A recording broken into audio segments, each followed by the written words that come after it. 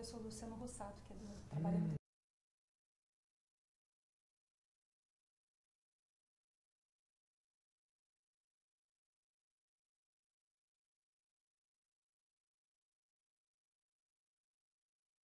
Bem específica de processo civil. Mais uma coisa específica.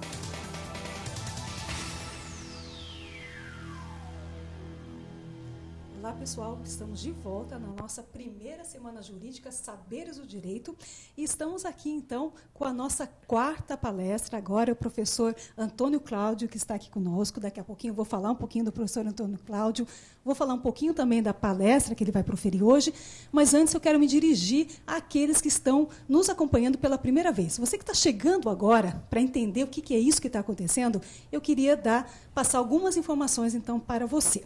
Primeira informação. Estamos na primeira semana jurídica Saberes do Direito.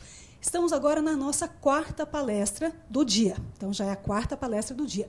Aí você pensa, poxa vida, mas então quer dizer que eu perdi as outras 3 palestras? Não, não perdeu as outras 3 palestras. Por quê? Porque nós ainda vamos disponibilizar essas outras palestras e você vai poder assistir tranquilamente. Então, fique atento aí no portal. A qualquer momento, nós vamos avisar que as palestras já estão no ar, as palestras da manhã. A mesma coisa vai acontecer com a palestra agora do professor.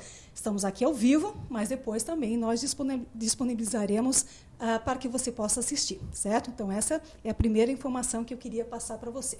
Outra informação importante, durante toda a semana nós vamos sortear muitos livros, na verdade são 300 livros, são 5 livros por palestra que nós vamos sortear. Mais uma informação para quem está chegando agora em relação a certificado. Então, o nosso evento aqui, a nossa Semana Jurídica, nós vamos promover para você, vamos providenciar o certificado. Você será certificado desde, claro, que você assista às palestras. E aí nós temos todo um sistema que analisa, professor, os alunos que assistiram direitinho e tal, e serão certificados a partir da sua participação, certo? Então, são informações bastante importantes aqui que eu queria passar para vocês. Todos os detalhes sobre o sorteio, os detalhes do certificado, dá uma lidinha, todas as regras, todas as informações já estão postadas aí no portal, você pode analisar, leia com calma e se integre, e se informe de todas as questões relativas à nossa primeira semana jurídica Saberes do Direito. Bom, deixa eu falar, então, um pouquinho do professor Antônio Cláudio da Costa Machado. O professor Antônio Cláudio da Costa Machado, ele é coordenador e professor das áreas de Direito Processual Civil e Processual do Trabalho da Escola Paulista do Direito, EPD, que é um dos nossos apoiadores. Então, nós temos como apoiador aqui da nossa semana EPD, Escola Paulista de Direito. Nós temos também a Saraiva, que é quem está doando esses 300 livros que nós estamos sorteando durante toda a semana. E temos também a Rede de Ensino Luiz Flávio Gomes, Rede LFG. Além disso, professor é professor do Programa de Mestrado em Direitos Fundamentais da Unifiel, Unifiel de Osasco. Isso. Unifiel de Osasco. E é doutor e mestre em Direito Processual Civil pela Universidade de São Paulo, USP, consultor e parecerista aqui em São Paulo. Além de autor, e aí eu queria falar um pouquinho das obras do professor, e para falar das obras do professor, primeiro eu vou mostrar para vocês, mas depois eu vou pedir para o próprio professor falar um pouquinho das suas obras. Temos aqui, para mostrar para vocês, 2 obras. Aqui, Código de Processo Civil, então vejam que está na 4ª edição, professor, é isso mesmo? É, 4ª edição. E nós temos o Código de Processo Civil interpretado. Agora, o detalhe que vocês não conseguem ver, porque aqui nós temos apenas uma imagem, é o tamanho dessas obras, E isso eu queria que o professor falasse um pouquinho, já dando boas-vindas aqui para os nossos integrantes, participantes, agradecendo bastante a presença do professor, mas sei, porque o professor me falou, que essa obra aqui, do Código de Processo Civil, são 2.700 páginas, é isso, professor? Mas quanto fôlego, então, para escrever, faz muito tempo que esse trabalho foi começado. E ele já está na 4ª edição. Está na 4ª edição. Realmente um sucesso, com certeza. E parabéns aí pelo trabalho. Muito obrigado.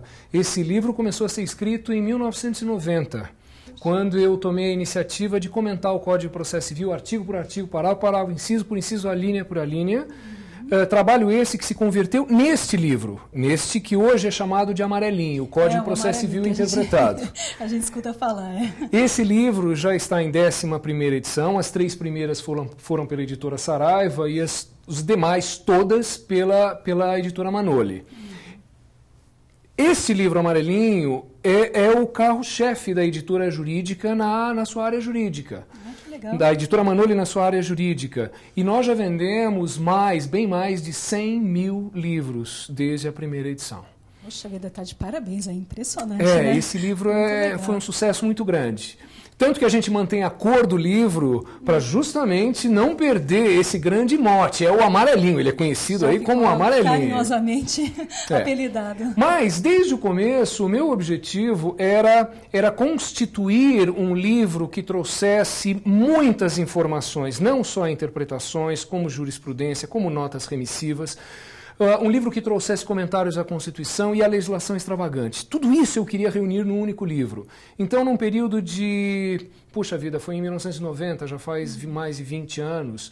Eu escrevi 10 livros. Desses 10, 8 foram publicados autonomamente. E esses 10 foram reunidos neste código aqui da esquerda, que se costuma chamar por aí de Machadão. Não é o amarelinho, é o Machadão, dado o volume de informações, né? Não só o tamanho, né? A qualidade também. Vamos deixar registrado aqui com certeza. Eu sempre fiz muito esforço para que o livro tivesse muita qualidade. Então, eu tenho dito, e eu acho que esse é um grande diferencial dele, é que este é o Código de Processo Civil maior que existe em volume de informação no Brasil, em volume único. Nenhum código é tão grande quanto o meu.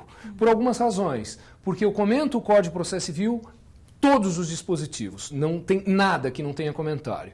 A jurisprudência, claro que eu não consegui um acórdão para todos os dispositivos, mas para 90% dos dispositivos eu tenho decisões dos tribunais. Tenho 7.500 notas remissivas. Todo mundo faz nota remissiva, mas das minhas 7.500, 2.500 trazem os textos completos. Então eu remeto o leitor à Lei da Ação Civil Pública, artigo 16, eu dou o texto completo para ele 2.500 vezes. E além disso, embaixo das notas remissivas, eu tenho uma comparação, artigo por artigo, parágrafo por parágrafo, inciso por inciso, a linha com a linha, com os textos do projeto de novo CPC aprovado pelo Senado. Por isso, também ele é tão grande. Na primeira parte, eu tenho 200 páginas de Constituição, com comentários a quase todos os dispositivos de processo civil que estão na Constituição, com muita jurisprudência. E na terceira parte, 40 leis especiais ou comentadas e anotadas, sempre tem uma informação. Eu não tive o compromisso, eu não pude assumir isso, de comentar todas as leis, artigo por artigo, parágrafo por parágrafo, mas uma parte delas está justamente comentada dessa forma também. Por isso esse livro é tão grande. Professor, agora o seu tema aqui no nosso evento é o substitutivo Costa Machado ao projeto do novo Código de Processo Civil. Ou seja, o professor Machado, né, falou, tem esses 2 livros fantásticos, maravilhosos, e se vier um novo Código de Processo Civil, quer dizer, temos que escrever de novo, né? Vamos ter que escrever mais 2.700 páginas. Não, de jeito nenhum, porque o projeto de novo CPC envolve aproximadamente... O Código de Processo Civil tem mais ou menos 3.500 dispositivos. Esse projeto ele tem mais ou menos 3.000 dispositivos. Mas desses 3.000 dispositivos do projeto, 80% deles correspondem a cópias literais do Código 73. Já está lá, então. Então, na verdade, existirão ali 700, 800 dispositivos para comentar. Não mais do que isso. E, na verdade, é interessante e importante que se diga desde logo que a minha luta contra esse projeto não é por causa do meu código, absolutamente. Porque passando o código, ou sendo reformado o código como eu pretendo, a diferença em termos de trabalho não é lá muito grande. Eu vou ter que reescrever muita coisa se o meu substitutivo passar. Mas eu sonho conseguir livrar o Brasil de uma ditadura do Poder Judiciário que, para mim, vai ser construída a partir desse projeto que foi aprovado no Senado, se ele for aprovado na Câmara, como ele vem sendo pensado. E o Brasil não merece uma ditadura. Essa é a razão porque eu estou oferecendo ao Brasil, desde o dia 9 de julho, quando foi publicado na internet, no meu blog, www.professorcostamachado.com, www.professorcostamachado.com, esse substitutivo, que é uma ideia de transformar a reforma do CPC que está sendo conduzida no Senado, que foi conduzida no Senado e agora na Câmara, numa grande reforma do Código de 73. E por meio dessa reforma nós conseguiríamos eliminar todas as coisas autoritárias, todo o ranço de ditadura do judiciário que existe neste projeto. E esse é o objetivo desse projeto, desse substitutivo Costa Machado. Que legal. Vamos saber, então, mais detalhes agora desse substitutivo Costa Machado, exatamente o tema da palestra do professor. E, com certeza, ninguém melhor do que o professor Costa Machado para falar, né, do substitutivo. E vai ficar, com certeza, eu já tive a oportunidade de assistir uma palestra do professor falando desse tema. Muito importante essas alterações que o professor Costa Machado está aqui propondo em relação ao substitutivo. Professor, então, fique à vontade, por favor, a casa é sua. Obrigada de novo pela sua participação. Eu só queria dizer para os nossos participantes que, ao final, então, aqui da palestra do professor Costa Machado, nós teremos sorteio de 5 livros. Não será o livro do professor, puxa que pena. Vida, que pena. Mas, quem sabe, a gente ainda consegue com a editora, durante a semana, pelo menos um exemplar aqui para a gente fazer sorteio durante o nosso evento, né? Fica aqui um pedido de público. E, então, nós temos sorteio de 5 livros, né? Os livros que nós vamos sortear aqui da nossa coleção Saberes do Direito, que leva o nome da nossa semana. Então, nós vamos sortear aqui Processo Civil, que é exatamente processo de conhecimento, de autoria do professor Renato Montanz e do professor Rodrigo da Cunha Lima Freire. São 5 exemplares que serão sorteados. E como é que funciona o sorteio? A primeira informação, e a única que eu vou passar para vocês, que os detalhes vocês veem no site, no portal, é que você tem que responder. Nós fazemos uma pergunta, professor, ao final do terceiro bloco, a gente faz uma pergunta, aqueles que participarem respondendo ao questionamento que a gente fizer, estão concorrendo aí ao sorteio. Então, são 5 pessoas que serão sorteadas, né? Esse que vai acontecer. Professor, então, agradeço novamente a presença, deixo aqui os nossos participantes com o senhor e, com certeza, com muitas informações super importantes a respeito do processo civil, das novidades, o que não está bom, o que está bom, o que pode mudar. Então, muito obrigado. Muito obrigado. Tchau. Bom, gente, eu quero dizer, antes de mais nada, que é um prazer muito grande participar dessa Semana Jurídica Saberes do Direito, que tem o apoio da Escola Paulista de Direito, escola onde eu exerço a função de coordenador de processo civil, e lembro também, não é, da LFG e da Saraiva, também apoiadores desse grande evento. O que me traz aqui é o substitutivo Costa Machado, que, como eu disse, está no ar, está na internet desde o dia 9 de julho. Por quê? Porque ele foi elaborado. Ele foi elaborado, na verdade, no ano passado e apresentado ao Congresso Nacional por meio do deputado Miro Teixeira, em razão da constatação que eu fiz nesses últimos anos de que o projeto que tramitou no Senado e que agora tramita na Câmara traz inúmeros aspectos autoritários para o nosso direito processual civil. E, como eu disse, o Brasil não merece uma ditadura do Poder Judiciário. Nós não podemos conviver com um poder exacerbado nas mãos dos nossos juízes de primeira instância. E o código, assim como proposto pelo Senado e agora como vem conduzido na Câmara, ele traz esta marca, a concentração de poderes nas mãos dos juízes de primeira instância, com uma enorme diminuição dos poderes dos advogados, dos direitos das partes, da importância dos órgãos de segunda instância, razão porque eu temo que nós tenhamos uma justiça autoritária, eu temo que esse projeto construa uma ditadura do Poder Judiciário no Brasil. Eu temo que o processo até possa ficar mais rápido num primeiro momento, mas vai se tornar permanentemente injusto, um processo extremamente voltado para o autor, sem muita consideração para com a posição do réu. Eu temo, enfim, que a Justiça Civil se aproxime e temo mesmo que ela se aproxime da Justiça do Trabalho, e todos nós sabemos o que significa advogar na Justiça do Trabalho. Todo mundo sabe, principalmente quando ocupa o polo passivo como reclamada ou como reclamado. Você sabe, é mais ou menos como jogar contra o Barcelona. Você sabe que vai perder, só não sabe de quanto. E eu não posso acreditar que o Brasil mereça uma situação como essa no processo civil. Mas o substitutivo, ele vem ao encontro desse desejo de democracia para o nosso processo.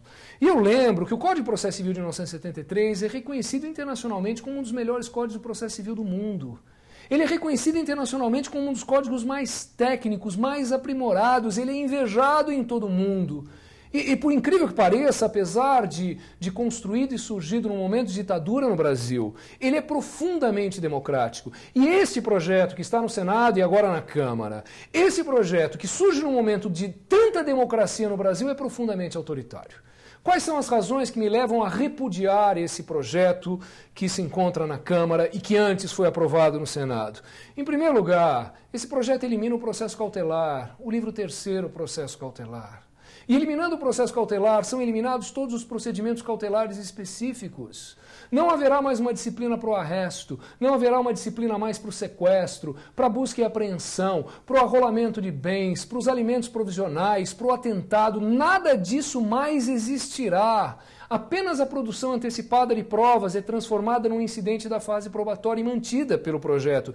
Todos esses outros procedimentos desaparecem. E o que isso significa? Desaparecem os limites à atividade jurisdicional do juiz. Desaparecem os limites ao poder do juiz em matéria cautelar. Os juízes vão conceder arresto com muita facilidade. Hoje a necessidade de uma prova literal de dívida líquida e certa, isso é um título executivo extrajudicial. Ou eu preciso ter pelo menos uma sentença, ainda que não transitada em julgado, ou um título. Nada disso será necessário. À vista de um bom documento, apenas o juiz concederá o arresto. Sequestro. Não tem disciplina alguma sobre a nomeação de depositário. Em relação à busca e apreensão, hoje são necessários 2 oficiais de justiça para cumprir a busca e apreensão. O Código não fala nada. No caso de arrombamento, há necessidade de 2 testemunhas. O Código não fala, quando eu falo do Código, eu estou falando do Código projetado. Ele não fala da necessidade de testemunhas. Bens objeto de contrafação, hoje, são buscados e apreendidos mediante uma constatação prévia pericial. Isso desaparece no projeto. Quer dizer, onde estão as nossas garantias? Onde fica a nossa liberdade? Em relação ao arrolamento de bens, não há nenhuma regra que fale sobre legitimação ou sobre os interesses que são tutelados por meio de arrolamento, porque o arrolamento continuará existindo, mas não haverá disciplina. É poder demais nas mãos da magistratura de primeira instância. Além disso, há uma regra que fala com todas as letras que o juiz pode intervir na atividade empresarial. Isso é muito perigoso. Alguém me diria, mas professor, já é assim hoje, eles já fazem isso hoje, eu sei disso. A minha pergunta é o que eles não farão quando isso estiver escrito com todas as letras no Código de Processo Civil. Então, por todas essas razões, nós não podemos concordar com o desaparecimento do processo cautelar e com a atribuição de poder ao juiz para conceder cautelares de ofício. Hoje, só em casos expressamente previstos em lei. Com o projeto, não. Em casos em que o juiz entenda conveniente a outorga de uma cautelar de ofício, poder demais nas mãos do juiz de primeira instância. Por que eu rejeito ainda o projeto? Porque esse projeto, que hoje tramita na Câmara, ele concede poderes exagerados aos juízes em matéria probatória. Nós sabemos, como advogados, que nós ganhamos ou nós perdemos uma causa na fase probatória. A fase probatória é que vai decidir tudo.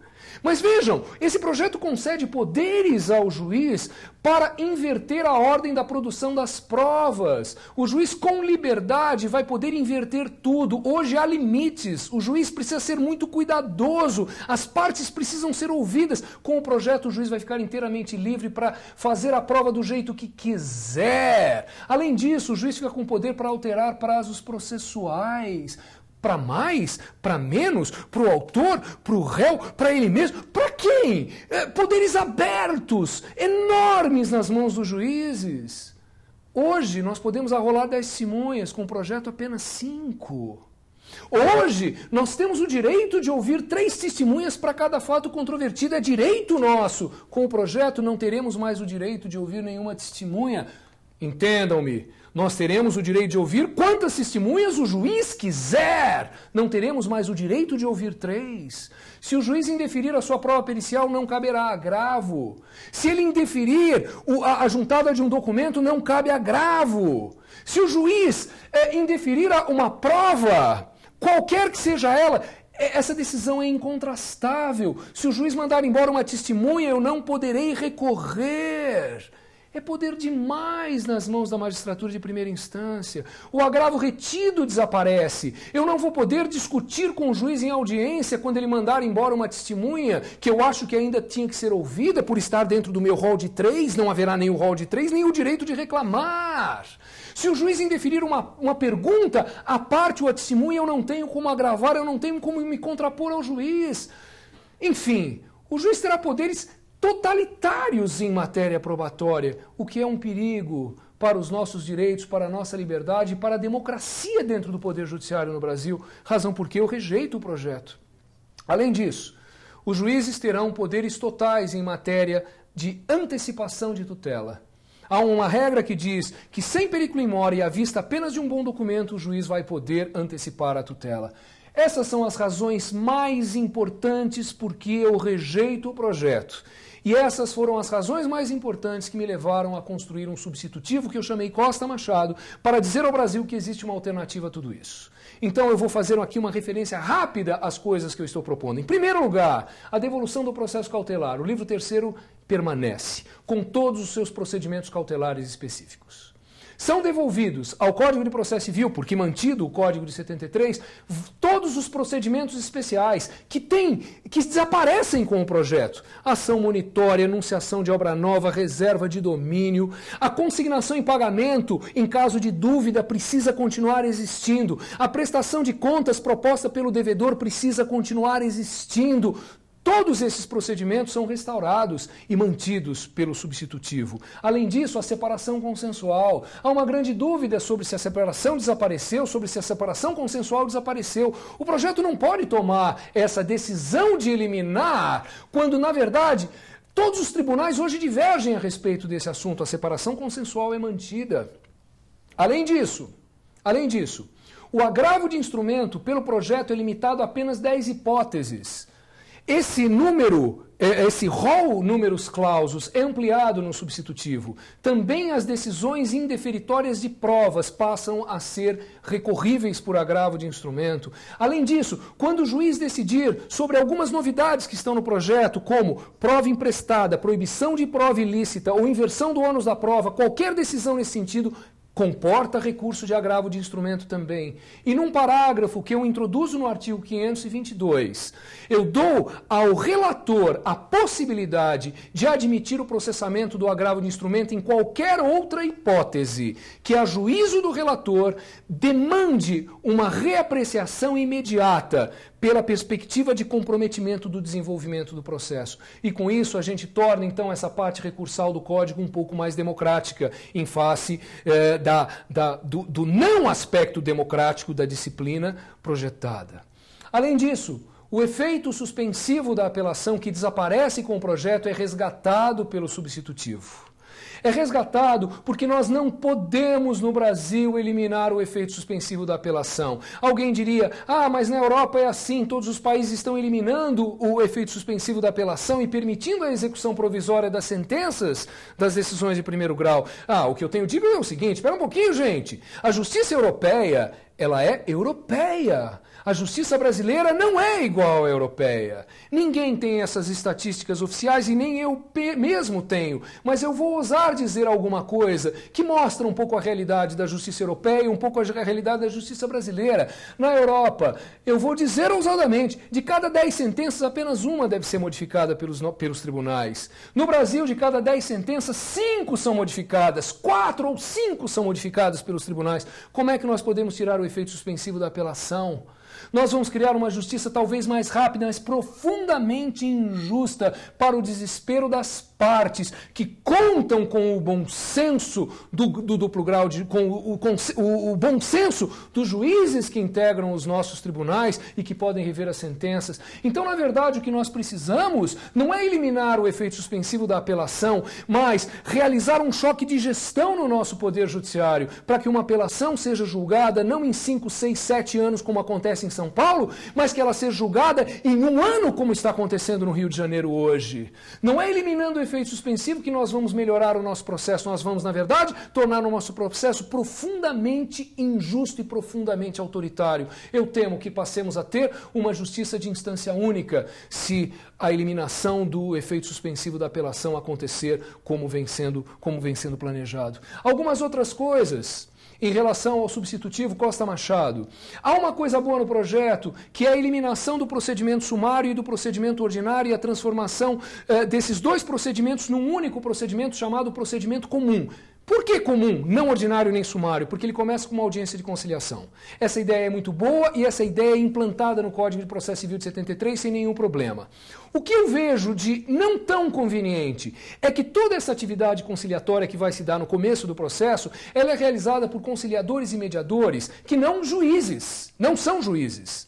E o que o substitutivo Costa Machado oferece como alternativa? A possibilidade de que toda essa conciliação e mediação seja realizada por câmaras de conciliação privadas, que seriam criadas em todo o Brasil para realizar essa atividade. E com isso, o nosso Poder Judiciário não precisaria arcar com toda essa infraestrutura enorme para realizar conciliações. Quer dizer, as conciliações aconteceriam fora dos prédios do Poder Judiciário. Aconteceriam por conta de despesas arcadas por câmaras de conciliação privada. Nós teríamos um grande fomento de atividade econômica, renda, trabalho, tributo, tudo isso em contribuição ao Poder Judiciário, que não precisaria gastar com isso. Que medo nós precisamos ter de que o Judiciário não veja as conciliações e mediações realizadas nos seus próprios prédios? Essa é uma ideia que pode ser uma grande contribuição para a melhora da nossa justiça no Brasil. Além disso, o substitutivo, e eu quero acabar dizendo isso, ele mantém as 3 clássicas defesas no processo civil, as 3 clássicas respostas. Contestação, que vem acrescida de 2 matérias novas. O projeto elimina a impugnação ao valor da causa e elimina a exceção de incompetência. Eu acho isso muito bom, porque esses 2 incidentes atrapalham. Então essas matérias vêm para o plano das preliminares de contestação. Mas é mantida a reconvenção, é mantida a ação declaratória incidental, e é mantida a exceção de suspeição e impedimento, desaparecendo apenas a exceção de incompetência, que é um incidente que acaba atrapalhando o desenvolvimento do processo. Portanto, fica aqui ao Brasil o meu apelo que os profissionais do direito examinem o meu substitutivo, que está, como disse no meu blog, www.professorcostamachado.com. Trata-se de uma alternativa democrática para essa reforma do Código de Processo Civil. Nós vamos aproveitar todas as coisas boas que estão no projeto do Senado, as coisas boas que foram sugeridas na Câmara e transformar esta reforma numa reforma do Código 73 e manter o lado democrático da nossa justiça no que ela depende do Código de Processo Civil de 1973, que é um código tão bom e tão técnico. Muito obrigado.